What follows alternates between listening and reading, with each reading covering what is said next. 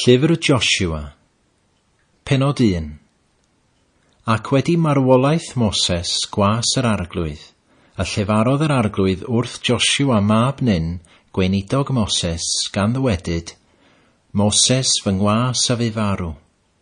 Gan hynny, cyfod yn awr, dos dros yr Iorddonen hon ti a'r holl bobl hyn, i'r wlad yr ydw I fi'n ei rhoddi iddynt hwy, meibion Israel. Pob man y sango gwadyn eich troed chwi arno, a roddais i chwi, fel y lleferais wrth Moses. O'r anialwch a'r Libanus yma, hyd yr afon fawr, afon Eufrates, holl wlad yr Hethiaid, hyd y môr mawr, tua machludiad yr hael, fydd eich terfyn chwi. Ni saif neb o'th flaen di holl ddyddiaid einioes, megis y bym gyda Moses, y byddaf gyda thithau, neith adawaf ac neith wrthodaf. Ymgryfha ac ymwrola, canys ti awnau i'r bobl hyn et i feddu'r wlad yr chonadyngais wrth ei tadau ar ei rhoddi iddynt. Yn unig ymgryfha ac ymwrola yn lew, i gadw ar wneithir yn ôl yr holl gyfraith a orchmynodd Moses fy ngwas i ti, na o gwydda oddi wrthi, ar y llaw ddeiau, nac ar y llaw aswi, fel y ffynech i baleu bynnag yr elych. Nac ymadawed llyfr y gyfraith hon oth enau, eithir myfyria ynddo ddydd a nos, fel y cedwych ar wneithir yn ôl yr hyn oll sydd ysgrifenedig ynddo, canys yna y llwyddi yn dy ffyrdd, ac yna y ffynnu. Oni o'r chymynais i ti, ymgryfha ac ymwrola, nac arswyda, ac nac ofna, canys yr arglwydd dy Dduw fydd gyda thi i baleu bynnag yr elych. Yna Joshua awrchmynodd i lywodraethwyr y bobl gan ddywedyd, tramwywch trwy ganol y llu ac orchmynwch i'r bobl gan ddywedyd, paratewch i chwiliniaeth, canys o fewn tridiau y byddwch chi yn myned dros yr Iorddonen hon, i ddyfod i feddiannu'r wlad y mae yr arglwydd eich Duw yn ei rhoddi i chwi i'w meddiannu. Wrth yr Iwbeniaid hefyd ac wrth y Gadiaid ac wrth hanner llwyth Manase a llefarodd Joshua gan ddywedyd, cofiwch y gair a orchmynodd Moses gwas yr arglwydd i chwi, gan ddywedyd yr arglwydd eich Duw a esmwythaodd arnoch ac aroddodd i chwi y wlad hon. Eich gwragedd, eich plant a chanifeiliaid a drigant yn y wlad a roddodd Moses i chwi o'r tu yma i'r Iorddonen. Ond chychwi a ewch drosodd yn arfogion o flaen eich brodyr a sawl ydych gedyrn o nerth a chynorthwywch wynt. Nes rhoddi o'r arglwydd lonyddwch i'ch brodyr fel i'ch chwythau a meddiannu ohonynt chwythau y wlad y mae yr arglwydd eich Duw yn ei rhoddi iddynt. Yna dychwelwch i wlad eich etifeddiaeth, a meddiennwch chi, yr hon aroddodd Moses gwas yr arglwydd i chwi, o'r tu yma i'r Iorddonen, tua chodiad yr hael. Hwythau a tebasan Joshua gan ddywedyd, ni awn yr hyn oll a orchmynais di ni, awn hefyd i baleu bynnag yr anfonich ni. Fel y gwrandawsom ar Moses ym mhob peth, felly y gwrandawn arna tithau. Yn unig, bydded yr arglwydd dy Dduw gyda thi, megis y bu gyda Moses. Pwy bynnag a anifyddhaod orchymyn ac ni wrandawo ar dy ymadroddion, yn yr hyn oll a orchmynnych iddo, rhodder ef I farwolaeth, yn unig ymgryfha ac ymwrola.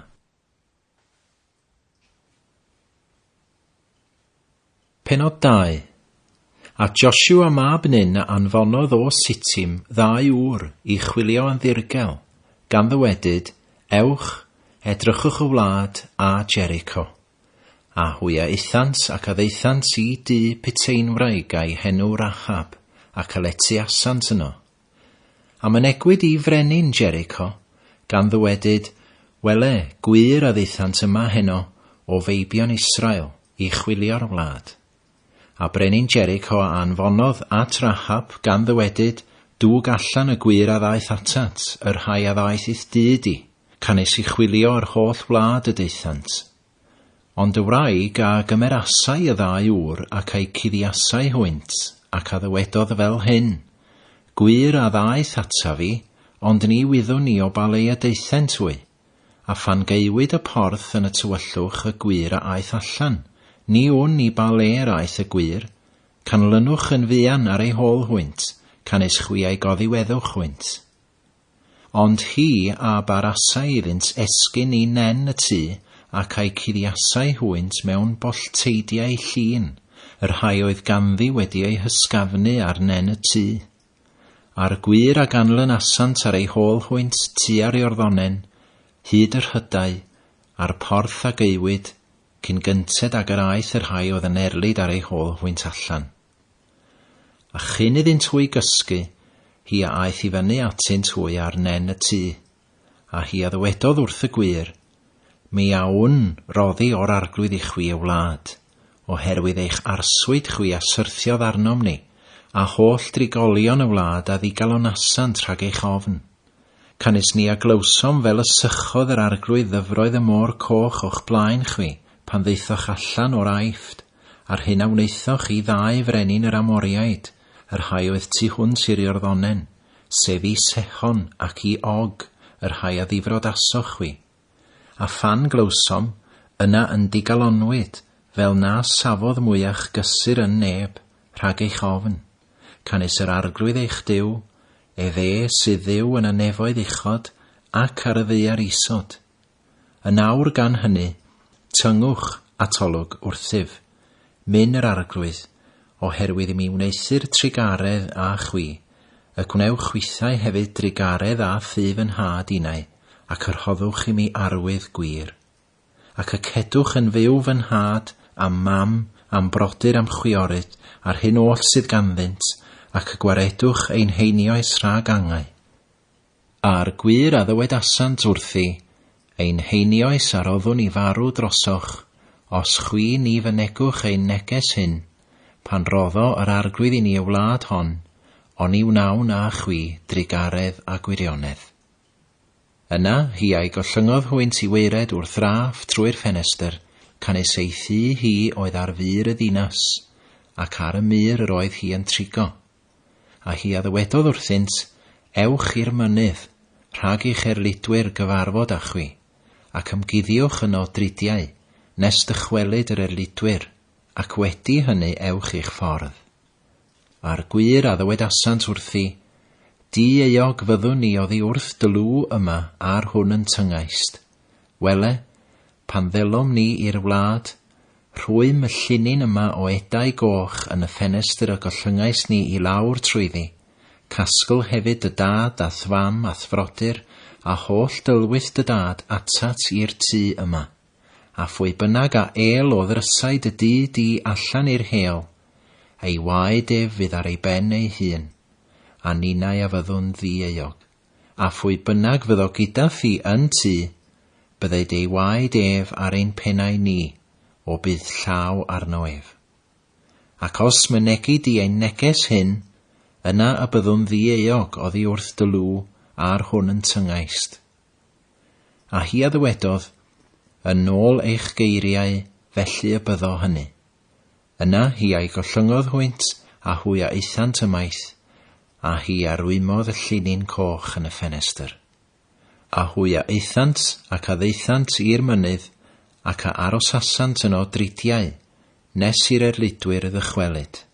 A'r erludwyr a'i ceisiasant ar hyd yr holl ffordd, ond nis cawsant.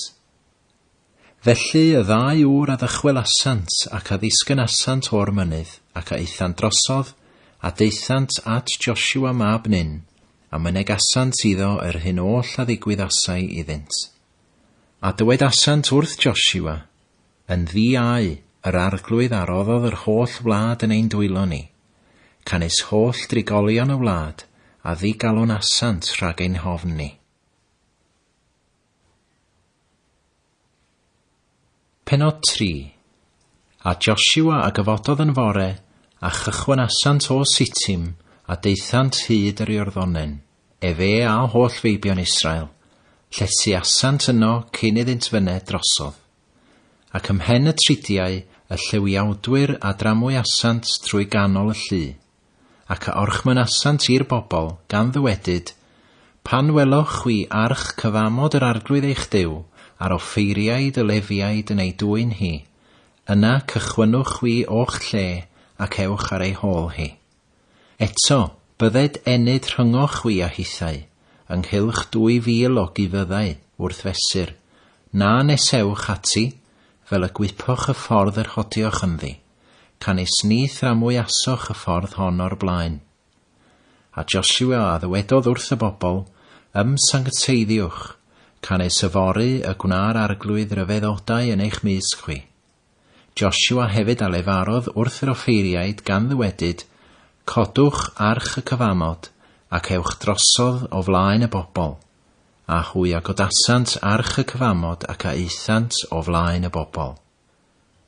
A dywedodd yr arglwydd wrth Joshua, y dydd hwn y dechreuaf dyfawrhau di yngwydd holl Israel, fel y gwepont mae megis y bym gyda Moses, y byddaf gyda thithau.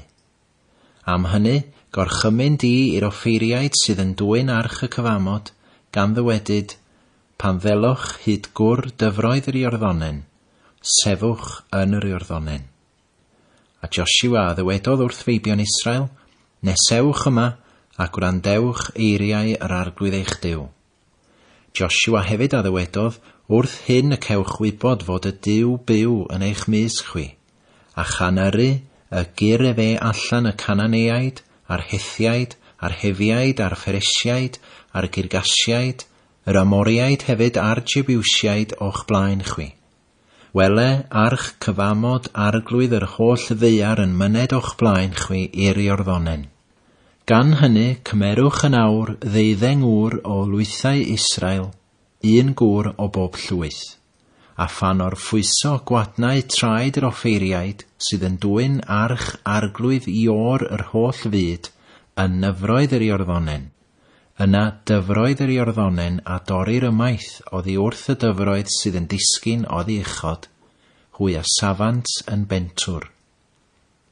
A phan gychwynnodd y bobl o'i pebyll i fyned dros yr Iorddonen, a'r offeiriaid oedd yn dwyn arch y cyfamod o flaen y bobl, a phan ddaeth yr rhai oedd yn dwyn yr arch hyd yr Iorddonen, ac wlychu o draed yr offeiriaid oedd yn dwyn yr arch yng nghwr y dyfroedd, a'r Iorddonen a lanwau dros ei glannau oll holl ddyddiau y cynhiaf. Yna, y dyfroedd, yr rhai oedd yn disgyn oddi uchod, a safasant, cyfodasant yn bentwr ymhell iawn oddi wrth y ddinas Adam, yr hon sydd o ystlys Saretan, a'r dyfroedd yr rhai oedd yn disgyn i fôr yr hos, sef i'r môr heli, a ddarfuant ac a dorwyd ymaith.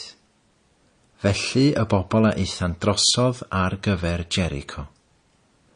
A'r offeiriaid yr rhai oedd yn dwyn arch cyfamod yr arglwydd, a safasant ar dir sych, yng nghanol yr Iorddonen, yn daclus. A holl Israel oedd yn myned drosodd ar dir sych, nes darfod i'r holl genedl fyned trwy yr Iorddonen. Penod 4. A phan ddarfu i'r holl genedl fyned trwy'r Iorddonen, yr arglwydd a lefarodd wrth Joshua gan ddywedyd, cymerwch i chwi 12 gŵr o'r bobl, 1 gŵr o bob llwyth, ac orchmynwch iddynt gan ddywedyd, cymerwch i chwi oddi yma o ganol yr Iorddonen, o'r fan y mae traed yr offeiriaid yn sefyll yn daclus, 12 o gerig, a dygwch chwynt drosodd gyda chwi, ac osodwch chwynt yn y lletioch ynddo heno. Yna Joshua a alwodd am y 12 gŵr a baratoesau e fe o feibion Israel, 1 gŵr o bob llwyth. A dywedodd Joshua wrthynt, ewch trosodd o flaen arch yr arglwydd eich Duw, trwy ganol yr Iorddonen, a chodwch i chwi bob un ei garreg ar ei ysgwydd, yn ôl rhifedi llwythau meibion Israel. Fel y byddo hyn yn arwydd yn eich mysg chwi, pan ofyno eich meibion chwi yn ôl hyn, gan ddywedyd, beth y mae y cerig hyn yn ei arwyddocau i chwi. Yna y dywedwch wrthynt, dorri ymaith ddyfroedd yr Iorddonen o flaen arch cyfamod yr arglwydd, pan oedd hi yn myned trwy'r Iorddonen, dyfroedd yr Iorddonen a dorwyd ymaith. Y mae'r cerrig hyn yn goffadwriaeth i feibion Israel byth. A meibion Israel a wnaethant felly fel y gorchmynasau Joshua, ac y gymerasant 12 carreg o ganol yr Iorddonen fel y lleferasau i'r arglwydd wrth Joshua, yn ôl rhifedi llwythau meibion Israel, ac a'i dygasant drosodd gyda hwynt i'r llety, ac a'i cyfleasant yno. A Joshua a osododd i fyny 12 carreg yng nghanol yr Iorddonen, yn y lle yr oedd traed yr offeiriaid oedd yn dwyn arch y cyfamod yn sefyll, ac y maent yno hyd y dydd hwn. A'r offeiriaid yr rhai oedd yn dwyn yr arch a safasant yng nghanol yr Iorddonen, nes gorffen pob peth a orchmynasau yr arglwydd i Joshua ei lefaru wrth y bobl, yn ôl yr hyn oll a orchmynasau Moses wrth Joshua, a'r bobl a frysiasant ac a eithant drosodd. A phan ddarfu i'r holl bobl fyne drosodd, yna arch yr arglwydd a aeth drosodd, a'r offeiriaid yng ngwydd y bobl. Meibion Reuben hefyd a meibion Gad a hanner llwyth Manasse, a eithant drosodd yn arfogion o flaen meibion Israel, fel y lleferasau Moses wrthynt.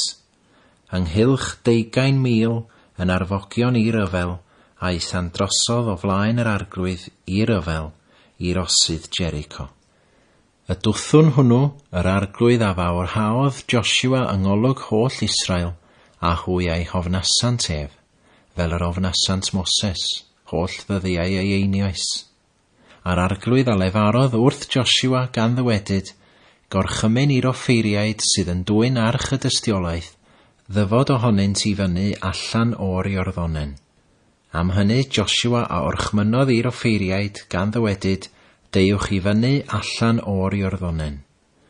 A phan ddaeth yr offeiriaid oedd yn dwyn arch cyfamod yr arglwydd i fyny o ganol yr Iorddonen, a sengi o wadnau traed yr offeiriaid ar y sychdir, yna dyfroedd yr Iorddonen a ddychwelasant i'w lle, ac a eithant megis cynt dros ei holl geilenydd. A'r bobl a ddeithant i fyny o'r Iorddonen y 10fed dydd o'r mis cyntaf, ac a wersyllasant yn Gilgal, yn eithaf tŷ dwyrain Jericho. A'r 12 carreg hynny yr rhai y ddygasant o'r Iorddonen, a sefydlodd Joshua yn Gilgal. Ac efe a lefarodd wrth feibion Israel gan ddywedyd, pan ofyno eich meibion chwi yn ôl hyn i'w tadau, gan ddywedyd, beth yw y cerrig hyn? Yna yr hysbyswch i'ch meibion gan ddywedyd, Israel a ddaeth trwy'r Iorddonen hon, ar dir sych. Canes yr arglwydd eich diw chwi a sychodd ddyfroedd yr Iorddonen o'ch blaen chwi, nes i chwi fyned drwodd, megis y gwnaeth yr arglwydd eich diw i'r môr coch, yr hwn a sychodd fe o'n blaen ni, nes i ni fyned drwodd. Fel yr adnabyddo holl bobloedd y ddiar, law yr arglwydd, mae'n nerthol yw, fel yr ofnoch yr arglwydd eich diw bob amser.